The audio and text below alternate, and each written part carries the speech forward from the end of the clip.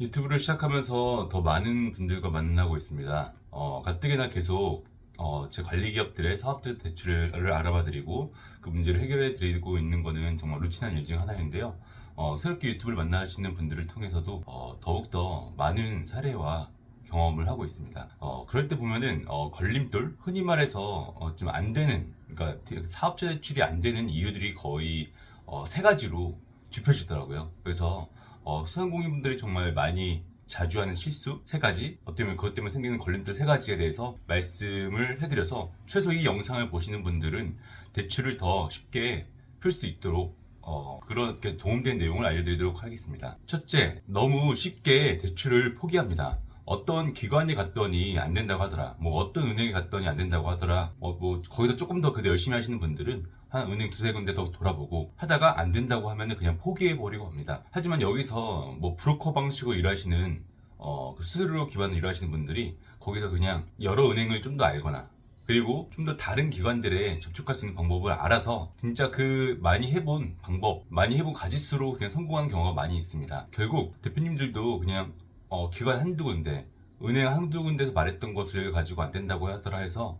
그냥 거기서 실망하고 거기서 그 사람이 정답인 것처럼 생각하고 끝내버리시는 것이 아니라 다른 곳을 계속 시도했다면 될 수 있는 방법인데도 불구하고 그러지 않아서 실패하는 경우가 있습니다. 물론 업력 7년 이상인데 매출액 초과 뭐 대출이 있거나 아니면은 신용 회복 중이거나 그러면 또 거의 안 되겠죠. 하지만 그런 경우가 아니라면 웬만해서는 어떻게든 계속 하면은 거의 되는 게 현실입니다. 근데 제가 뭐 해놓은 대출에 관련 영상을 보면은 뭐 어떤 방법들을 했는데 안 됐다더라, 어떻게 했는데 안 됐다더라 해가지고 그냥 안 된 것을 말씀을 하시는데 사실 아시겠지만 대출은요 그 필수로 꼭 해줘야 되는 게 아닙니다. 뭐 자금처럼, 그러니까 물론 지원금처럼 어떤 조건에 어떤 분들은 무조건 해줘야 되는 게 대출이 아니고요, 기관에서 대표님한테 대출을 해주면 돈을 받을 수 있을까라는 확신이 들어야지, 최소 그럴 수 있을 만한 외적인 조건이 있어야지 해주는 게 대출입니다. 그래서 저희도 이제 실제 일을 진행할 때도 많이 진행하면서 알게 되는 게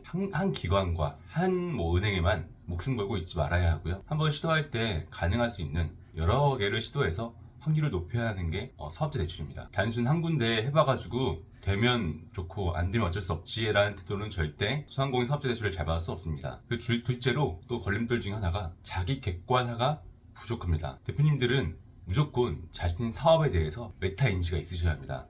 특히 정책 자금을 실행할 땐 그게 더욱더 중요해지는데요. 우리 기업이 외적인 조건으로 봤을 때 어떤 것이 장점이고 어떤 것이 단점인지, 그래서 객관적인 지표로서의 장단점, 그 다음에 주관적인 지표로서의 장단점을 명확히 인지하고 계셔야 합니다.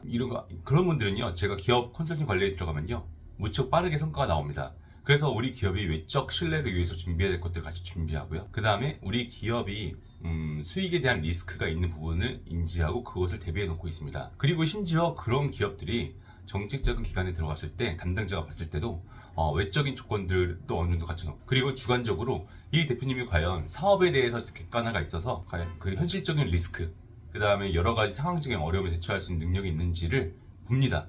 그들이 평가할 때 그것도 되게 중요한 요소인데 단순히 무조건 다 잘 될 거라고 하거나 현실적인 대안이 없는 대표님들은 좋아하지 않고요. 지금 현재 좀 힘들더라도 현실적인 대안과 그리고 이제 그 상황 파악을 정확히 하고 계신 대표님한테 더 인정을 해줄 확률이 높아집니다. 왜냐면 그것도 사업에 대한 능력이라 보고 있기 때문에 그렇죠. 결국 대출은 다 주는 게 아니라 심사의 요소가 들어가기 때문에 대표님이 어떠한 상황에 대해서 어떻게 준비하고 있고 어떻게 인지하고 있느냐도 되게 중요한 평가 요소로 들어갑니다. 셋째, 가장 기본적인 신용 연체 관리를 신경 쓰지 않는 대표님들이 생각보다 많습니다.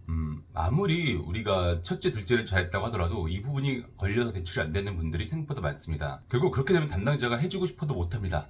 예를 들어서 우리가 뭐 캐피탈 대출을 뭐 한 두 군데 빌렸다든지, 아니면 우리가 뭐 한 군데로 대출을 모을 수 있는데 불구하고 여러 개 대출을 받았다든지 하면은 신용이 당연히 안 좋아지겠죠. 그리고 뭐 통장 관리를 잘 못해서 대출이 어느 통장에서 나가고 있는지, 이자가 그런 부분도 잘 관리 못해서 잘 안 되고 있는 대표님들도 많이 있으시고요. 우리가 그런 별거 아닌 것 같은 부분 때문에 사실 다 통과하더라도 거기에서 걸려서 안 되는 대표님들이 많이 있으니 그것도 꼭 잘 관리해 놓으셔야 합니다.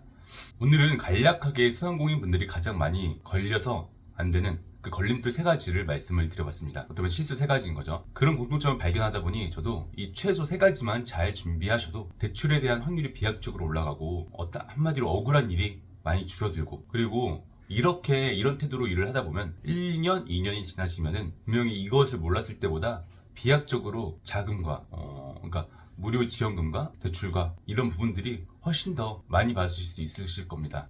하여튼 시간이 가면 갈수록 이걸 아예 몰랐던 대표님, 그리고 이 3가지를 잘 지키면서 하시는 대표님들과의 차이는 많이 벌어지더라고요. 오늘 이 내용이 항상 대출의 어려움과 좀 고민이 있었던 분들한테 도움이 되기를 바라면서 이만으로 영상 마치도록 하겠습니다. 끝까지 봐주셔서 감사합니다.